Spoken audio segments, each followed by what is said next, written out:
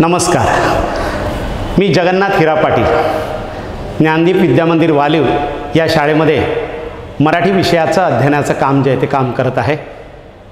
विद्यार्थी मित्रांनो, आता आपण स्थूल वाचनमधील बालसाहित्यिका गिरजाकीर डॉक्टर विजया वाड लिखित हे जे काय स्थूल वाचन किंवा हा जो काय पाठ आहे तो आपण अनुभवणार आहोत. धन्यवाद. इयत्ता 10वीच्या पुस्तकातील स्थूल वाचन ह्या भागातील एक पाठ जो आहे तो पाठ आपण आज त्याच्यावर चर्चा करणार आहोत. 9वीला हे स्थूल वाचन आहे, 10वीलाही आहे, पुढे 11वी 12वीला सुद्धा हे स्थूल वाचन जे आहे ते स्थूल वाचन तुम्हाला अभ्यासाला जे आहे ते अभ्यासाला आहे. एकंदर हे स्थूल वाचन म्हणजे काय, तर आपल्या मराठीमध्ये बरेचसे साहित्य प्रकार आहेत. कथा आहेत, कादंबऱ्या आहेत, ललित लेख आहे, लघुनिबंध जे आहेत. तर हे जे काय वाङ्मय प्रकार आहेत, ह्या वाङ्मय प्रकारांची तुम्हाला एक प्राथमिक स्वरूपात एक ओळख व्हावी म्हणून स्थूल वाचनातले गद्य आणि पद्य पाठ जे आहे ते तुम्हाला अभ्यासाला जे आहे ते अभ्यासाला आहेत. एकंदर 10वीला 4 स्थूल वाचन जे आहे ते स्थूल वाचन आपल्याला जे आहे ते आपल्याला अभ्यासायचे आहे, ज्याला हिंदीमध्ये पूरक वाचन असं म्हणतात किंवा इंग्लिशमध्ये रॅपिड रीडिंग असं जे आहे ते असं म्हणतात.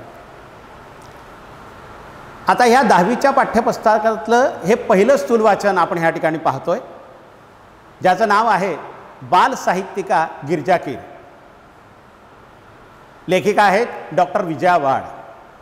विजया वाड या लेखिकेने बालसाहित्यिका गिरजाकीर यांचं समीक्षण, त्यांच्या साहित्याचं जे समीक्षण जे आहे, बालसाहित्याचं जे समीक्षण आहे ते समीक्षण या पाठामध्ये जे ते केलेलं आहे. सर्वप्रथम आपण डॉक्टर विजया वाड यांची थोडक्यात ओळख जी आहे ते ओळख या ठिकाणी जे आहे ते करून घेऊया. डॉक्टर विजया वाड एक प्रसिद्ध लेखिका व बालसाहित्यिका, म्हणजे गिरजाबाई जशा बालसाहित्यिका होत्या तशा डॉक्टर विजया वाड ह्या सुद्धा बालसाहित्यिका आहेत. त्यामुळे प्रसिद्ध लेखिका, बालसाहित्यिका, कथा, कादंबऱ्या, नाटके, लहान मुलांसाठी कथा, कादंबऱ्या, नाटके अशी 117 जवळजवळ पुस्तकं जी आहेत ती पुस्तकं डॉक्टर विजया वाड यांनी जी आहे ती लिहिलेली आहेत. मराठी विश्वकोश मंडळाच्या त्या जवळजवळ 9 वर्ष जे आहेत त्या अध्यक्ष जे आहेत त्या अध्यक्ष होत्या. त्याच्यानंतर विश्वकोशाच्या ग्रंथवाचन स्पर्धेच्या कामगिरीबद्दल कोलंबो विद्यापीठातून त्यांना डिलीट ही पदवी जी आहे ती प्रदान करण्यात आली आहे. साहित्य क्षेत्रातील महाराष्ट्र राज्य पुरस्कार, महाराष्ट्र साहित्य परिषदेचा पुरस्कार आणि शिक्षण क्षेत्रातील जिजामाता पुरस्कार अशा जवळजवळ 95 पुरस्कारांनी त्यांना सन्मानित जे आहे ते सन्मानित करण्यात आलेलं आहे. 2007 साली मराठी बालकुमार साहित्य संमेलन जे भरले होतं सांगलीला, त्याच्या त्या अध्यक्ष जे आहेत त्या अध्यक्ष होत्या. त्यांच्यानंतर काही पुस्तकांचा उल्लेख जो आहे तो उल्लेख ह्या ठिकाणी जो आहे तो आलेला आहे. त्याच्यामध्ये अंतरंग, अभिनेत्री, अक्षांश रेखांश या कादंबऱ्या आहेत. आपली माणसं, ऋणानुबंध, गप्पा गोष्टी, हृदयस्पर्शी हे काही कथासंग्रह जे आहेत ते कथासंग्रह आहेत. एक हिरवी गोष्ट, तिची कहाणी, त्या तिघी ही नाटकं जी आहेत ती नाटकं त्यांनी लिहिलेली आहे. झिपरी, बिट्टीच्या 12 बाता या बाल कादंबऱ्या ज्या आहेत त्या डॉक्टर विजया वाड यांनी लिहिलेल्या आहेत. उत्तम कथा, अद्भुत जगाच्या सफरीवर, गोष्टी घ्या गोष्टी इत्यादी काही बालकथा ज्या आहेत त्या त्यांनी लिहिलेल्या आहेत. आणि त्याच्यानंतर चिंगू चिंगम, 2 मित्र, बंडू बॉक्सर ही बालनाटकं जी आहेत ती बालनाटकंसुद्धा डॉक्टर विजया वाड यांनी लिहिलेले आहेत. अशा या प्रसिद्ध लेखिका डॉक्टर विजया वाड आणि अशा ह्या डॉक्टर विजया वाड यांनी या पाठामध्ये बालसाहित्यिका गिरजाकीर, ज्या थोर बालसाहित्यिका म्हणून त्यांचं नाव घेतलं जातं, अशा बालसाहित्यिका गिरजाकीर यांचं त्यांच्या साहित्याचं किंवा बालसाहित्याचं समीक्षण जे आहे ते समीक्षण ह्या ठिकाणी जे आहे ते केलेलं आहे. त्याच्यानंतर थोडंसं गिरजाबाईंविषयी बोलताना डॉक्टर विजया वाडांनी असं म्हटलेलं आहे की काही माणसं ही वलयांकित असतात, प्रसिद्ध असतात, तर काही माणसं ही हृदयांकित असतात, मनाला भावणारी असतात, हृदयात बसणारी असतात. पण डॉक्टर विजय वाड असं म्हणतात की गिरिजा कीर ह्या वलांकित तर होत्या पण हृदयांकित सुद्धा होत्या. म्हणजे त्या प्रसिद्ध लेखिका होत्याच, पण त्याच वेळेला त्यांच्या सहवासात आलेल्या माणसाला त्या आवडायच्या देखील. म्हणजे त्या हृदयांकित सुद्धा होत्या. तर अशा ह्या बालसाहित्यिका गिरिजा कीर ह्यांनी सुद्धा बरंचसं लेखन जे आहे ते लेखन केलेलं आहे गिरिजा कीर यांनी. आता आपण जे काय पाहणार आहोत ते गिरिजाबाईंनी जे काय बालसाहित्य लिहिलं त्या बालसाहित्याचं समीक्षण डॉक्टर विजय वाड यांनी जे आहे ते केलेलं आहे. आता पहिल्यांदा तुम्हाला प्रश्न पडला आहे की समीक्षा म्हणजे काय. समीक्षा शब्द आला किंवा कवितेच्या संदर्भात रसग्रहण शब्द आला की आपल्याला थोडीशी भीती वाटते की काय हे समीक्षा आहे, काय हे रसग्रहण आहे. फार काय कठीण नाही आहे. समीक्षेचा खूप खोलवर जाऊन तुम्ही अर्थ जो आहे तो अर्थ शोधण्याची काही गरज जी आहे ती गरज नाही. समीक्षा म्हणजे काय तर आपल्याला जेव्हा एखादी गोष्ट आवडते किंवा ना आवडते तिच्याविषयी आपण जे काही मत मांडतो किंवा तिच्याविषयी आपण जे काही व्यक्त होतं ते म्हणजे समीक्षा. आईन जेव्हा घरी एखादी सुंदर भाजी करते आणि ती भाजी तुम्हाला खूप आवडते म्हणून तुम्ही आईला म्हणतात की आई आज भाजी सुंदर झाले, मस्त चव आहे भाजीला, अशीच पुढच्या वेळेला जी आहे ती करत जा. हेच जवळजवळ त्या भाजीचं तुम्ही केलेलं समीक्षण आहे. तेव्हा समीक्षा म्हणजे आपल्याला एखादी गोष्ट आवडली किंवा ना आवडली त्याच्याविषयी आपण जे काय बोलतो. कधी कधी चित्रपटाविषयी आपण चर्चा करतो, ते चित्रपट कसा आहे काय आहे, टी व्हीवरच्या मालिका आहेत त्या मालिकांची तुमची चर्चा जी आहे ती वर्गामध्ये चालते. तर ते एक प्रकारे ते केलेलं जे आहे ते समीक्षा असतं.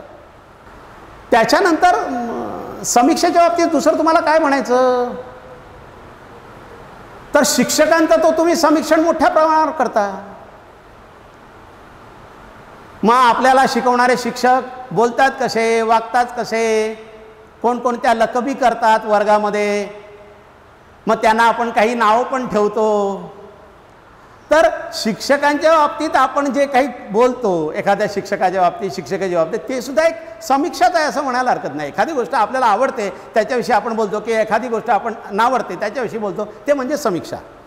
फक्त इकडे समीक्षा म्हणजे थोडंसं खूप खोलवर जाऊन म्हणायचं झालं तर एखादी गोष्ट आपल्याला आवडते किंवा नावडते याचं चिकित्सक किंवा अभ्यासपूर्ण विश्लेषण म्हणजे समीक्षा. असं खूप खोलवर जाऊन जर आपण विचार केला तर त्याच्यानंतर या पाठाच्या सुरुवातीला एखाद्या पुस्तकाचं जर आपल्याला समीक्षण करायचं असेल तर कोणते मुद्दे लक्षात ठेवायला पाहिजे ती माहितीसुद्धा जी आहे ती त्या ठिकाणी दिलेली आहे. म्हणजे समजा एखादं आपण पुस्तक जे आहे ते पुस्तक वाचलेलं आहे आणि त्या पुस्तकाचं आपल्याला समीक्षण जे आहे ते करायचं आहे. मग ते करताना कोणकोणते मुद्दे जे आहे ते मुद्दे विचारात जे आहे ते विचारात घेतले पाहिजे ती माहिती जी आहे ती दिलेली आहे सुरुवातीला. त्याच्यामध्ये पहिला मुद्दा आहे की त्या पुस्तकाचा वाङ्मय प्रकार कुठला आहे, कुठला वाङ्मय प्रकार आहे.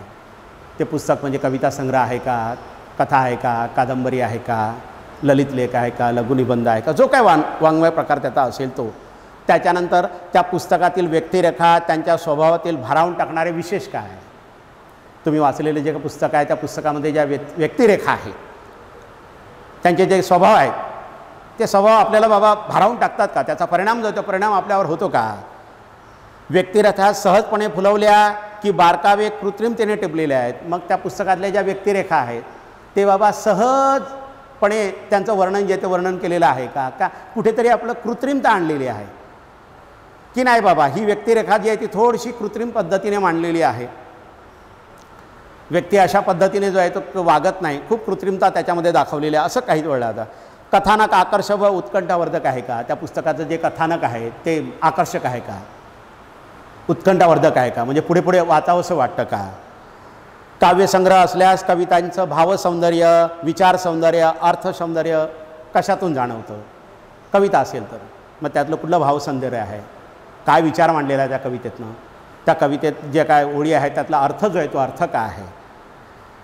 लेखकाची भाषाशैली कशी आहे, कुठल्या भाषाशैलीत त्यांनी बोलीभाषेमध्ये ते पुस्तक जे आहे ते पुस्तक लिहिलेलं आहे की किंवा प्रमाण मराठी भाषेमध्ये लिहिलेलं आहे, त्याची भाषाशैली जी आहे ती कशा पद्धतीने त्यांनी वापरलेली आहे. पुस्तकाची सुरुवात शेवट आकर्षक आहे का, पुस्तकाचा सुरुवात जी आहे ती सुरुवात चांगली आहे का, बाबा सुरुवातीलाच अगदी वाचावंसं वाटतं, त्याच्यानंतर त्या पुस्तकाचा शेवट चांगला केलेला आहे का, त्याच्यानंतर त्या पुस्तकातून मिळणारं मूल्य कुठलं, चिरंतन मूल्य कुठलं मिळतं, कुठलं मूल्य त्या पुस्तकातून आपल्याला मिळतं, कुठला संदेश त्या पुस्तकातून आपल्याला मिळतो, कुठला उपदेश मिळतो, कथानक, त्यातील आशय आणि कथानकाचा विषय, आणि परत ह्या सगळ्या गोष्टींचा आपल्यावर परिणाम होतो का, हे सगळं त्या पुस्तकाविषयी लिहिणं म्हणजे त्या पुस्तकाचं समीक्षण. चित्रपटांची सुद्धा समीक्षण पेपरला जे येतात, एखादा चित्रपट नवीन आला की त्याचं समीक्षण जे आहे ते पेपरला जे येते, तो चित्रपट कसा आहे, काय आहे, त्याचा दर्जा कसा आहे, असं समीक्षण येतं. तसं हे डॉक्टर विजया वाड यांनी बालसाहित्यिका गिरिजा कीर यांचं त्यांच्या बालसाहित्याच्या संदर्भात केलेलं समीक्षण आहे. मग याच्यामध्ये विजया वाड यांनी गिरिजा कीरांचं कोणकोणत्या गोष्टीचं समीक्षण जे आहे ते केलेलं आहे. तर गिरिजाबाईंनी लिहिलेली जी बालनाटकं आहेत ती बालनाटकं कशी होती, त्याचे विशेष काय होते. गिरिजाबाईंनी काही चरित्र लिहिली, त्या चरित्रांची वैशिष्ट्य जी आहे ती वैशिष्ट्य काय होती. गिरिजाबाईंनी कथा लिहिल्या, बालकादंबऱ्या लिहिल्या, त्यांचं काय विशेष आहे ते जे माहिती जी आहे ती माहिती आपण या पाठामध्ये जी आहे ती किंवा या स्थूल वाचनामध्ये जे आहे ते घेणार आहोत. याही पाठाचं प्रकट वाचन जे आहे ते प्रकट वाचन मी काय करणार नाही आहे, तुम्ही प्रकट वाचन जे आहे ते त्याचं करून घ्यायचं आहे. फक्त चर्चेच्या माध्यमातून हा पाठ जो आहे तो पाठ आपण पुढे जो आहे तो पुढे नेणार आहोत. सुरुवातीला डॉक्टर विजया वाड यांनी बालसाहित्यिका गिरिजा कीर यांच्या बालनाटिकांविषयी चर्चा जी आहे ती चर्चा केलेली आहे. काय चर्चा केलेली आहे ती आपण ह्या ठिकाणी जे आहे ते पाहूया. की गिरिजाबाईंनी बरंचसं साहित्य लिहिलं, विपुल म्हणजे भरपूर साहित्य जे आहे ते साहित्य लिहिलं, पण त्यांच्या साहित्यामध्ये तोचपणा नव्हता. म्हणजे त्याच प्रकारचं साहित्य गिरिजाबाईंनी लिहिलं नाही, आणि हे त्यांचं सर्वात मोठं यश आहे. लेखिका म्हणून हे त्यांचं सर्वात मोठं. काही लेखक असतात की त्यात पठडीतलं लेखन जे करतात, तसं गिरिजाबाईंनी त्या पठडीतलं लेखन जे आहे ते लेखन केलं नाही. तोचपणा त्यांच्या साहित्यामध्ये जो आहे तो नव्हता. त्याच्यानंतर त्यांनी जी काही नाटुकली लिहिली किंवा बालनाट्य जी काय लिहिली, या बालनाटकांमध्ये सुद्धा त्यांनी जे विषय घेतले, म्हणजे बरीचशी बालनाटकं ही अद्भुत रम्यता किंवा चमत्कार त्या बालनाटकामध्ये असतात. चेटकीण असते, राक्षस असतो, परी असते, अशी बरीचशी बालनाटकं असतात की ज्याच्यामध्ये चमत्कार असतात, अद्भुत रम्यता जे ते असतात. गिरिजाबाईंनी अशा पद्धतीची बालनाटकं लिहिली नाही. तर त्यांनी आपल्या नाटकातनं मुलांच्या जिव्हाळ्याचे प्रश्न मांडले की मुलांचे काय प्रश्न आहे ते प्रश्न त्यांनी आपल्या बालनाटकातनं जे आहे ते बालनाटकातनं मांडले. त्याच्यानंतर त्यांच्या काही बालनाटिकांचा उल्लेख जे आहे तो उल्लेख त्या ठिकाणी डॉक्टर विजया वाड यांनी जो आहे तो केलेला आहे. त्याच्यामध्ये पिटुकली नाटुकली या संचात, म्हणजे या पुस्तकामध्ये आमच्या आपल्या गप्पा टप्पा, चला खेळू नाटक, साळुंकीची कहाणी, ए गेले गेले, या बालनाटिका 9 ते 12 वयोगटासाठी आहेत. तर नीला राणीचा दरबार आणि मी कोण होणार या बालनाटिका त्यांनी बालवर्गासाठी ज्या त्या बालवर्गासाठी लिहिल्या. म्हणजे वेगवेगळ्या वयोगटासाठी वेगवेगळ्या बालनाटिका ज्या आहेत त्या गिरिजाबाईंनी ज्या आहेत त्या गिरिजाबाईंनी लिहिल्या. त्याच्यानंतर गिरिजाबाईंच्या बालनाटिकांचं विशेष काय, महत्त्वाचा विशेष काय, तर एक तर जिव्हाळ्याचे प्रश्न त्यांनी मांडले बालनाटकामधून. आणि बालनाटकं हा त्यावेळा फार दुर्लक्षित असा प्रांत होता. दुर्लक्षित म्हणजे उपेक्षित. फार काय बालनाटकं जी आहे ती लिहिली जायची नाही. ती गिरिजाबाईंनी जी आहे ती गिरिजाबाईंनी लिहिली. त्याच्यानंतर काही बालनाट्य अशी लिहिली की पुण्यामध्ये रजनी परांजपे म्हणून ज्या होत्या, या लहान मुलांसाठी साधी सोपी जोडाक्षर विरहित पुस्तकं प्रकल्प म्हणून तयार करून घेत. त्या प्रकल्पाला मदत म्हणून गिरिजाबाईंनी काही बालनाटकं जी आहे ती बालनाटकं लिहिली की त्या बालनाटकामध्ये संवाद असे गिरिजाबाईंनी लिहिले की त्या संवादांमध्ये त्यांनी जास्त जोडाक्षर ठेवली नाही. जोडाक्षर विरहित असे संवाद त्या बालनाटकामध्ये त्यांनी लिहिले. आणि त्यांच्या त्या रजनी परांजपेंच्या त्यांचा जो काय प्रकल्प चालू होता त्या प्रयत्नाला त्यांनी साथ जी आहे ती साथ दिली. त्यामुळे त्यांच्या या स्तुत्य प्रयत्नाला गिरिजाबाईंची ही बालनाटके साथच देतात. स्तुत्य म्हणजे स्तुती करण्याजोगा जो प्रयत्न रजनी परांजपे यांनी केला त्यांना गिरिजाबाईंची बालनाटकंसुद्धा भावली की त्याच्यात जोडाक्षर विरहित अशी संवाद जे आहे ते संवाद त्यांनी टाकले. त्याच्यानंतर पुढे गिरिजाबाईंचा एका बालनाटिकेचा उल्लेख जो आहे तो उल्लेख या ठिकाणी डॉक्टर विजया वाड यांनी जो आहे तो केलेला आहे. कुठला आहे ती बालनाटिका? तर एक अर्ज आहे बाप्पा नावाची गिरिजाबाईंची बालनाटिका आहे. त्या बालनाटिकेचं नाव आहे एक अर्ज आहे बाप्पा. काय या बालनाटिकेमध्ये? तर सुजाता आणि सदानंद यांच्या घरात घडणारं हे बालनाट्य आहे. घरातली सगळी मोठी माणसं ही बाहेर गेलेली आहे आणि घरातली जी छोटी मुलं आहेत आणि आजूबाजूची जी मुलं आहेत ती त्या घरामध्ये जे ते घरामध्ये जमलेली आहेत आणि त्या मुलांचा विचार विनिमय चाललेला आहे. चर्चा चाललेली आहे त्या मुलांची. आणि घरामध्ये कुणी मोठी माणसं जी आहेत नाही, त्यामुळे त्या मुलांना स्वातंत्र्य मिळालं गेलं की चला कुणी घरामध्ये मोठी माणसं जी आहेत नाही, आपण आपल्या मनासारखं जे आहे ते थोडंसं वागू शकतो. आणि मुलांना कोणता प्रश्न निगडीचा असतो? निगडीचा म्हणजे गरजेचा. लहानपणी मुलांना एखादा प्रश्न खूप निगडीचा असतो. तो म्हणजे कुठला? तर लहान मुलांना सतत वाटत असतं की आई बाबा किंवा शेजारी हे आपल्याला बॉसिंग करतात. बॉसिंग म्हणजे हुकूमत, अधिकार गाजवतात. होतं लहानपणी आपल्याला आपले आईवडील हे करू नको ते करू नको असं सांगत असतात आणि नेमकं आईवडील ते करत असतात. म्हणजे आई फ्रीजमधलं पाणी जे आहे ते पाणी पिऊ नको, थंड असतं, सर्दी होईल असे सांगते. आणि वडील जेवायला बसले की फ्रीजमधलं थंड पाणी जेवायला घेतात. आणि त्यामुळे त्या मुलांना लहानपणी प्रश्न पडतो की आम्हाला म्हणतात हे करू नका, हे खाऊ नका, ते खाऊ नका आणि स्वतः मात्र खातात. म्हणजे कुठेतरी ही मोठी माणसं आपल्यावर बॉसिंग करतात, हुकूमत गाजवतात असं त्या मुलांना जे आहे ते मुलांना वाटत असतं. आणि म्हणून ती मुलं असा विचार करतात की आपण ह्या सगळ्या मोठ्या माणसांच्या ज्या काय आपल्याला जे बॉसिंग करतात त्या ज्या काय तक्रारी आहेत त्या तक्रारी आपण कुणा पुढे तरी मांडूया. मग त्या कुणापुढे मांडायच्या? तर बाप्पापुढे. बाप्पापुढे म्हणजे गणपती बाप्पापुढे. कारण आई वडील पण सांगत असतात बघ असा वागलाच नाही ना तर गणपती बाप्पा तुला शिक्षा देते. आणि म्हणून ते विचार करतात की ह्या मोठ्या माणसांच्या तक्रारी आपण कुणाकडे घेऊन जाऊया? तर गणपती बाप्पाकडे ह्या तक्रारी जे आहे ते घेऊन जाऊया. आणि असं ते नाट्य जे आहे ते नाट्य खुलत जातं.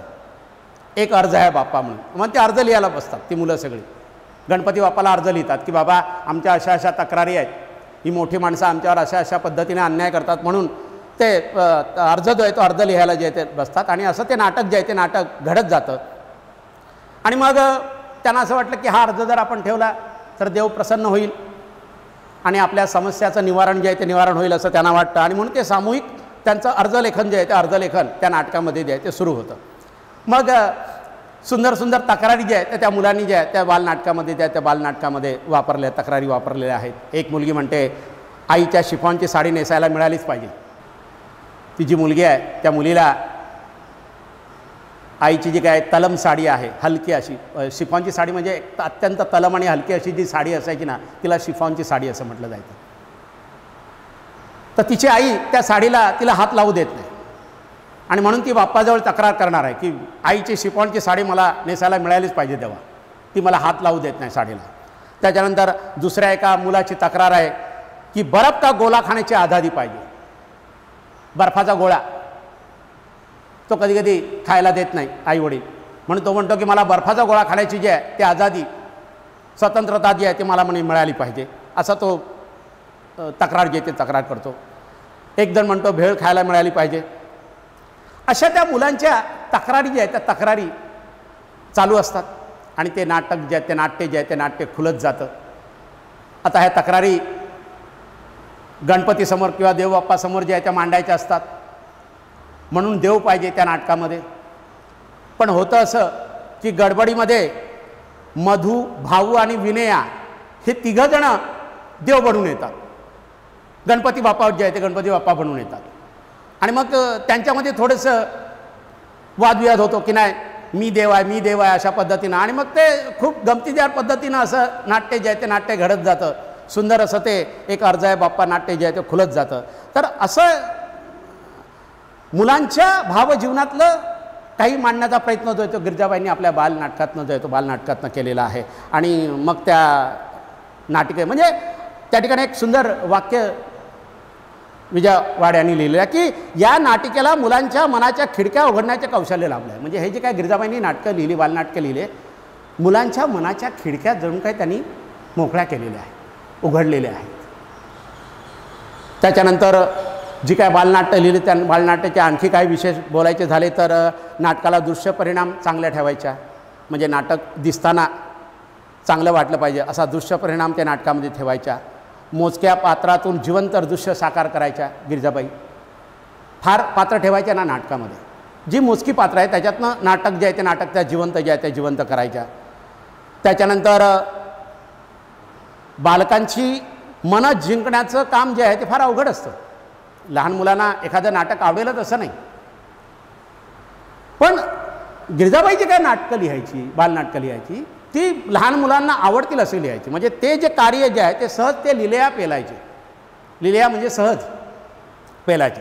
तर अशा पद्धतीनं काही बालनाटकं जे आहे ते गिरिजाबाईंनी लिहिली की त्या बालनाटकामध्ये त्या बालनाटकांचे विशेष जर बोलायचं झाले, आपण सर्वसाधारणपणे चर्चा करायची झाली तर असं म्हणता येईल की त्यांच्या बालनाटकामध्ये चमत्कार आणि अद्भुत रम्यता नव्हती.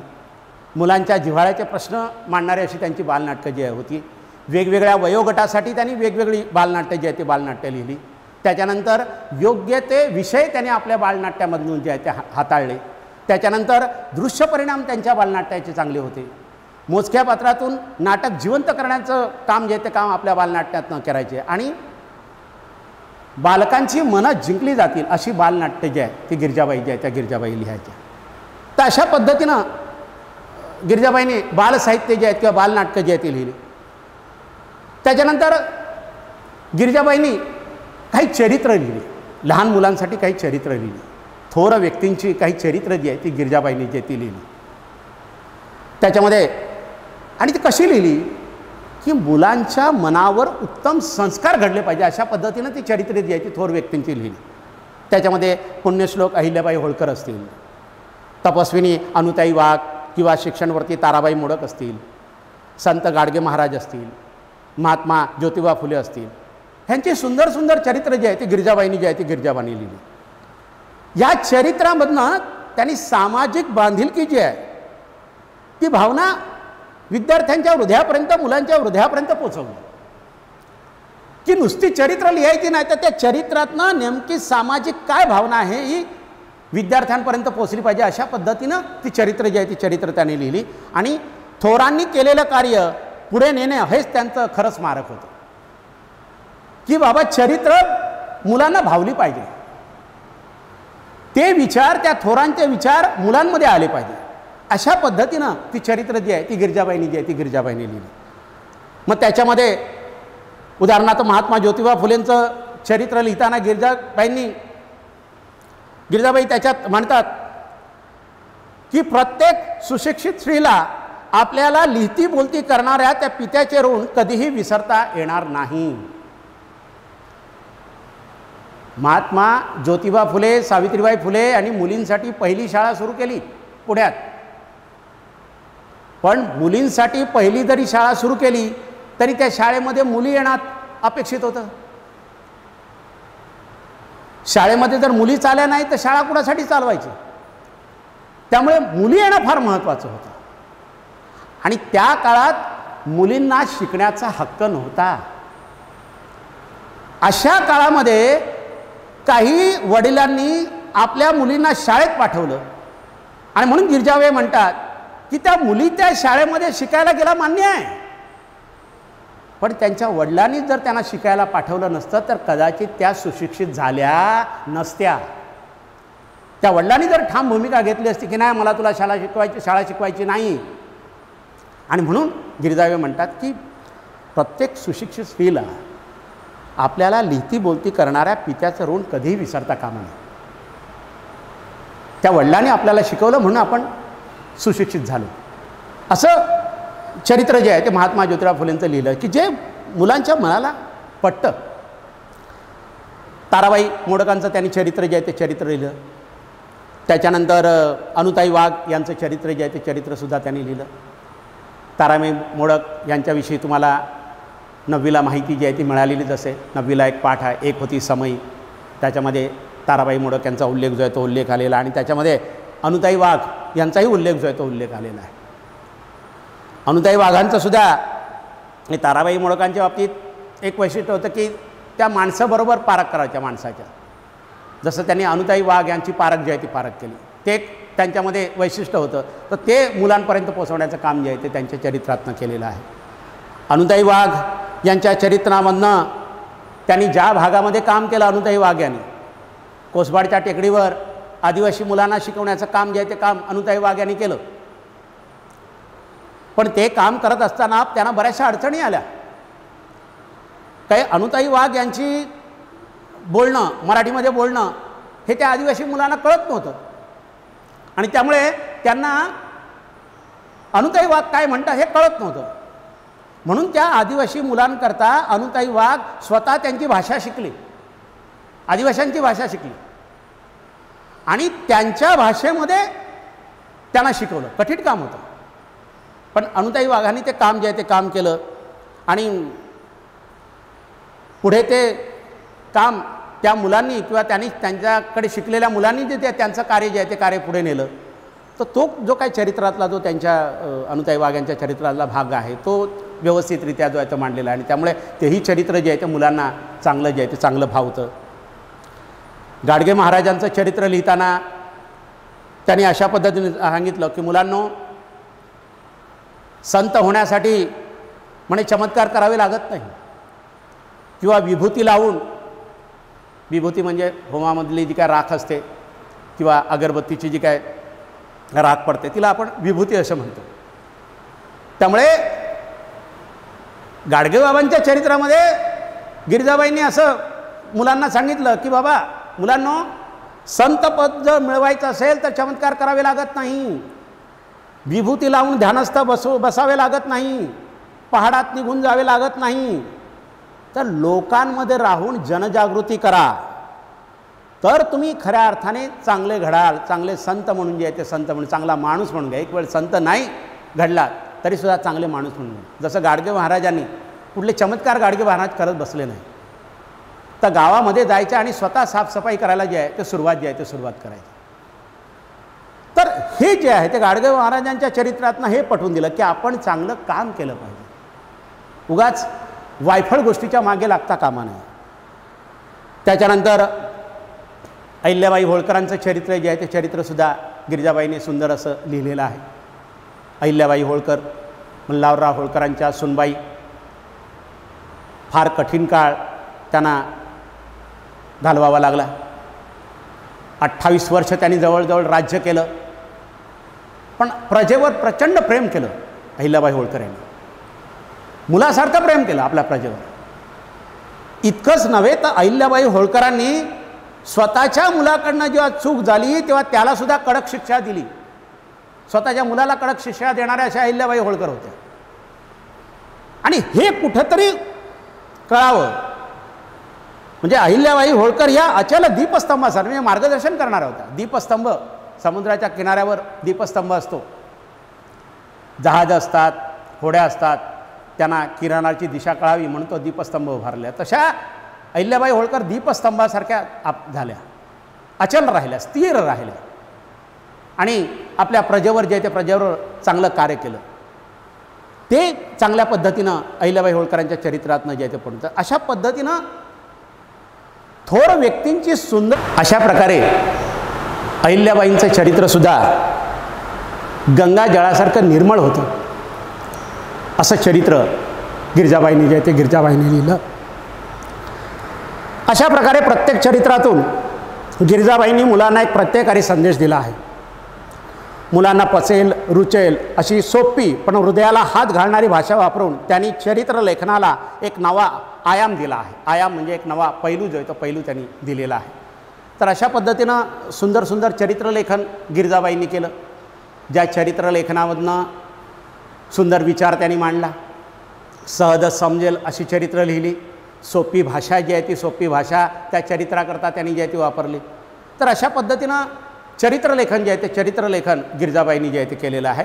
त्याच्यानंतर आपण गिरिजाबाईंच्या काही कथेच्या बाबतीत चर्चा जी आहे ती चर्चा ह्या ठिकाणी जी आहे ती करणार आहोत. गिरिजाबाईंनी काही कथाही लिहिल्या, काही म्हटल्याऐवजी भरपूर विपुल अशा कथा ज्या आहेत त्या कथा त्यांनी लिहिल्या. त्यांचं एक कथेचं पुस्तक आहे तू सावित्री हो.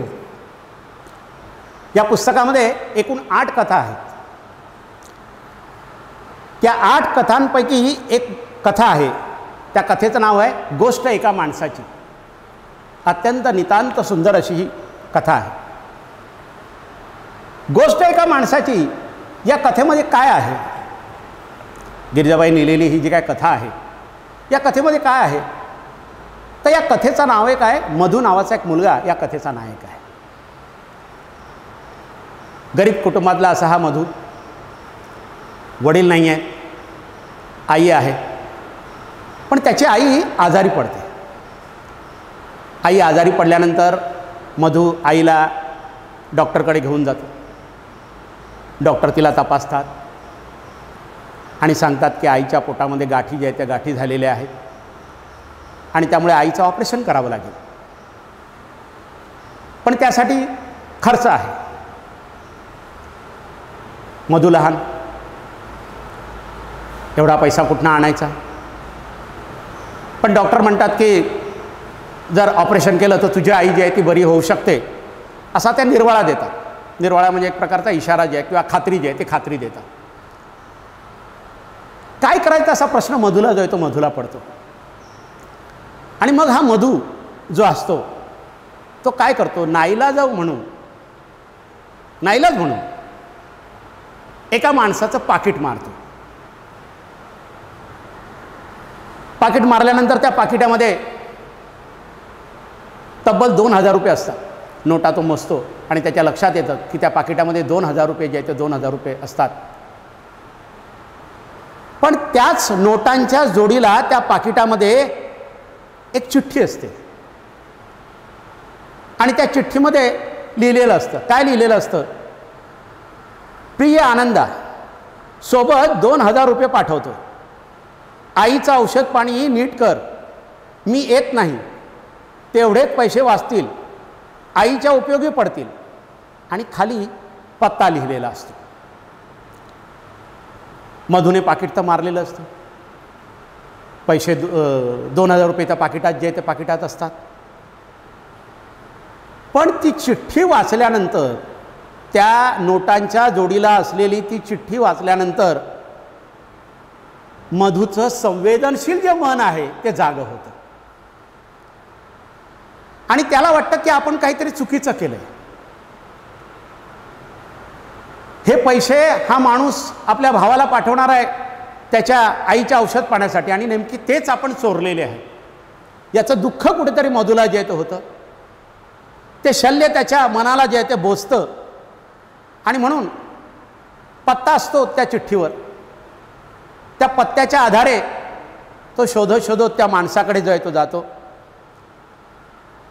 आणि त्या माणसाला मधू सांगतो की तुमचं पाकिट जे आहे ते मीच चोरलं होतं, माझ्याकडनं चूक झाली, माझ्या आईचं ऑपरेशन असतं, माझ्याजवळ पैसे नाही म्हणून मी तुमचं पाकिट मारतो. अशी तो आपल्या कृत्याची कबुली जी आहे ती कबुली देतो. तो जो मनुष्य असतो तो मनुष्यही तितकाच संवेदनशील असतो. मधू जेव्हा ते पैसे परत करायला जातो, पाकिट परत करायला जातो, तोपर्यंत त्या व्यक्तीची आई जी आहे किंवा त्या मनुष्याची आई जी आहे ती वारलेली असते. आणि म्हणून तो मधूला म्हणतो की आजच आई गेल्याची तार आली. भावाने म्हणे तार पाठवली, आमची आई जी आहे ती आई म्हणे वारली. आता तू जरी पैसे मला परत करत असला तरी त्या पैशाचं म्हणे मी काय करू, आणि तुझी म्हणे आई आजारी आहे, त्यापेक्षा हे पैसे म्हणे तू काय मला परत देऊ नको, तुझ्या आईच्या आजारपणासाठी किंवा ऑपरेशनसाठी ते पैसे म्हणे तू वापर, तुझी आई जर बरी झाली तर माझी आई बरी झाली असं मलाही समाधान जे आहे ते समाधान मिळेल, माझी आई वारली असेल पण तुझी आई बरी झाली तरी मला एक समाधान जे आहे असं तो माणूसही संवेदनशील असतो आणि मधूला अशा पद्धतीने सांगतो आणि म्हणतो की तुझी आई बरी झाली तर मलाही आनंद मिळेल, अशी ती कथा. म्हणजे मोठ्या मनाचं दर्शन घडवणारी अशी ती कथा, सुंदर अशी कथा की जी खरोखर वाचल्यानंतर मुलांना आवडेल अशी ती कथा जी आहे ती कथा आहे. त्याच्यानंतर फुलं फुलवणारा म्हातारा या पुस्तकातील याच नावाची पहिली कथा मोठी सुरक आहे. या कथेत खूप चमत्कार असले तरी मूळची ही जपानी कथा खिळून ठेवते. सुंदर स्वैर अनुवादाचे उत्तम उदाहरण म्हणून तिचा उल्लेख करता येईल. त्याच्यानंतर आणखी एक कथासंग्रह लिहिलेला आहे गिरिजाबाईंनी, फुलं फुलवणारा म्हातारा. त्याच्यामध्ये पहिलीच कथा आहे, फुलं फुलवणारा म्हातारा नावाची पहिलीच कथा आहे. खरं म्हणजे मूळ कथा जपानी आहे पण तिचं मराठीमध्ये सुंदर असं अनुवाद म्हणजे भाषांतर जे आहे ते गिरिजाबाईंनी केलेलं आहे आणि तीही कथा विद्यार्थ्यांच्या मनाला जी आहे ती मनाला भिडणारी अशी कथा जी आहे ती कथा आहे. तर अशा पद्धतीनं मुलांच्या मनाला भिडणारा, मुलांची संवेदनशील मन जागा करणाऱ्या काही कथा ज्या आहेत त्या कथा गिरिजाबाईंनी लिहिल्या. त्याच्यानंतर काही बालकादंबऱ्या ज्या आहेत त्या बालकादंबऱ्या गिरिजाबाईंनी ज्या त्या लिहिल्या. त्याच्यामध्ये झंप्या द ग्रेट नावाची त्यांची कादंबरी आहे. त्या कादंबरीमध्ये झंप्या जो आहे मुलगा हा अत्यंत वळवळ्या काही ना काही उद्योग करणारा असा तो मुलगा त्या कादंबरीमध्ये जो आहे तो दाखवलेला आहे. आणि मग ती कादंबरी वाचता वाचता मुलांना तो झंप्या जो आहे तो झंप्या आवडत जातो. एकदा तो आग लागली म्हणून खोटं खोटं वगैरे सांगतो, आगीचे बंब वगैरे येतात आणि बरीचशी काय गंमत जम्मत जी आहे ती होते. तर अशी ती झंप्या द ग्रेट नावाची कथा जी आहे ती कथा तीही मुलांना जी आहे ती मुलांना आवडते. अशी ती कथा म्हणता येणार ना, ती बालकादंबरी जी आहे ती बालकादंबरी तीही मुलांना जी आहे ती आवडते. त्यानंतर आणखी एक बालकादंबरी गिरिजाबाईंनी लिहिली, सुंदर लिहिली ती पण कादंबरी. त्या कादंबरीचं नाव होतं येड बंबू डब्बू असं त्या कादंबरीचं नाव. नावंसुद्धा मुलांना आवडतील असं नावं गिरिजाबाई द्यायच्या. येड बंबू डब्बू ही बालकादंबरी, मनोरंजक अशी बालकादंबरी आहे. या कादंबरीतला एक भाग आहे की जो डब्बू असतो, ह्या डब्बूला सतत वाटत असतं की आपण आईचं आवडतं झालं पाहिजे. काही काय असतं जेव्हा जास्त भावंडं असतात किंवा जास्त भावंडांमध्ये एखाद्या मुलाला असं वाटतं की इतर भावंडांपेक्षा आईने आपल्यावर जास्त प्रेम करावं, तसं या डब्बूला वाटतं. आणि म्हणून असा हा डब्बू आईला अजिबात त्रास देत नाही, कधी त्रास देत नाही. आई सांगेल की आज्ञा जो आहे तो आज्ञा तो प्रामाणिकपणे जो आहे तो पाळत असतो. एकदा घरामध्ये त्याचा ताईचा जो आहे तो ताईचा साखरपुडा असतो आणि साखरपुड्याकरता घरामध्ये बरीचशी मिठाई जी आहे ती मिठाई आणलेली असते. आणि तेवढ्यात त्यांच्या घरी साखरपुडा असतो म्हणून गावातली काही गरीब मुलं जी आहेत ती गरीब मुलं त्यांच्याकडे येतात आणि ती डब्बूकडे मिठाई मागतात की आम्हाला मिठाई दे ना. पण आईने का ऑर्डर दिलेली नसते डब्बूला अजून, म्हणून डब्बू त्यांना नाही म्हणतो की नाही आईने अजून मला सांगितलेलं नाही, आई जेव्हा सांगेल तेव्हाच मी तुम्हाला देणार. त्यानंतर आई त्याचंही ऐकते आणि म्हणून आई त्याला म्हणते की डब्बू तुकडा तुकडा देऊन टाक म्हणे त्या मुलांना, मिठाई जी आहे ती तुकडा तुकडा म्हणे देऊन टाक, कुणाला म्हणे दुःखी ठेवू नये, सर्वांवर प्रेम करावं, असं आई एक दोन वाक्य आणखी जास्त जे आहे ते म्हणते की म्हणे तुकडा तुकडा देऊन टाक, कुणाला दुःखी ठेवू नये, सर्वांवर जे आहे ते प्रेम जे आहे ते प्रेम करावं. आता डब्बूला आईचे हे विचार पडतात, ते ध्यानात ठेवतो. अगोदर त्या गरीब मुलाने तो मिठाई थोडी थोडी जी आहे ती वाढतो. त्यानंतर साखरपुड्याचा कार्यक्रम, ताईच्या साखरपुड्याचा कार्यक्रम जो आहे तो पार पाडतो. दुपारची जेवणं होतात आणि घरातली सगळी मंडळी वामकुक्षी घेतात. वामकुक्षी म्हणजे दुपारची छोटी झोप, अशी सगळी मंडळी घेत असतात. सगळे झोपलेले असतात दुपारी, डब्बू जागा असतो. तेवढ्यात काय होतात की काही भिकारी येतात, डबूच्या घरासमोर काही भिकारी जे आहेत ते भिकारी येतात. आता ह्या भिकाऱ्याने सुद्धा काहीतरी दिलं पाहिजे, कारण आईने सांगितलेलं आहे कुणाला दुःखी ठेवू नये, सर्वांवर प्रेम करावं. आता हे भिकारी आले त्यांना सुद्धा काहीतरी द्यावं. म्हणून डब्बू काय करतो, आईने व्याह्यांसाठी बाजूला काढलेली जी मिठाई असते, आईने बाबा व्याही जेव्हा निघून जातील, साखरपुडा झाल्यानंतर त्यांच्या घरी जातील, तेव्हा त्यांना काही मिठाई जी आहे ती द्यावी असं आईने ठरवलेलं असतं. आणि म्हणून तेवढी मिठाई आईने बाजूला जी आहे ती बाजूला काढून ठेवलेली असते. तर व्याह्यांना देण्यासाठी जे आणलेली जी मिठाई आहे ती मिठाई बाजूला काढून ठेवलेली असते. तीच नेमकी डब्बू त्या भिकाऱ्यांना काय करून टाकतो, वाटून टाकतो. त्याला वाटतं की आई खुश होईल, कारण आईनेच सांगितलेलं आहे सर्वांवर प्रेम करावं, कुणाला दुःखी ठेवू नये.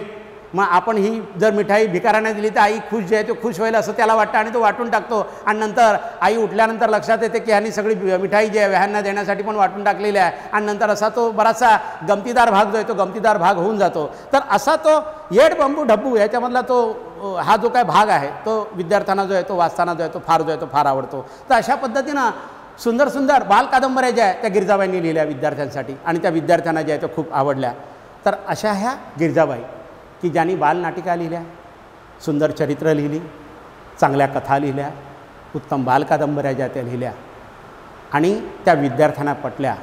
आणि म्हणून शेवटी डॉक्टर विजया वाड गिरजाबाईंबद्दल असं म्हणतात की गिरजाबाई म्हणे काय होत्या, तर एकूणच गिरजाबाईंना शब्दांचं इतकं सुंदर दान पडले आहे की अनंत असते कमलाकराने, देता किती घेशील दो कराने असे वाटाय.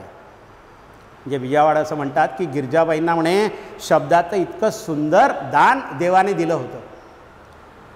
अनंत हस्ते म्हणजे अनंत हाताने जणू काय कमलाकराने म्हणजे देवाने इतकं दान दिलं होतं की बाई ग जेवढं लिहिशील तेवढं सुंदर सुंदर विद्यार्थ्यांसाठी लिही. इतकं सुंदर शब्दांचं दान जे आहे ते गिरिजाबाईंना जे आहे ते दिलेलं होतं. आणि तसं ते त्यांच्या लेखणीतनं जे आहे ते लेखणीतनं म्हणे उतरलं. आणि म्हणून डॉक्टर विजया वाड म्हणतात की अशा ह्या ज्या गिरिजाबाई आहेत बालसाहित्यिका, यांच्या संस्कारक्षम वाङ्मयाला खरोखरच माझा अंतःकरणपूर्वक मानाचा मुजरा जो आहे तो मुजरा आहे. आणि असं हे गिरिजाबाईंच्या बालसाहित्याचं समीक्षण या ठिकाणी डॉक्टर विजया वाड यांनी केलेलं आहे. आपणही ते सुंदरपणे लक्षात घेतलं असेल अशी मी अपेक्षा जी आहे ती अपेक्षा करतो. धन्यवाद. विद्यार्थी मित्रांनो, आपण एक स्थूल वाचन पाहिलं. बालसाहित्यिका गिरिजा कीर डॉक्टर विजया वाड यांनी लिहिलेलं ते स्थूल वाचन जे आहे ते आपण अभ्यासलेलं आहे. डॉक्टर विजया वाड यांनी गिरिजा कीर यांच्या बालसाहित्याचं जे काही समीक्षण केलेलं आहे ते त्याच्यामध्ये जे आहे ते आपण त्याच्याविषयी आपण चर्चा जी आहे ती चर्चा केलेली आहे. आता ह्या स्थूल वाचनाच्या अनुषंगाने आलेले जे काही शब्दार्थ आहेत किंवा वाक्प्रचार आहेत त्याची थोडक्यात आपण माहिती जी आहे ती माहिती घेऊया.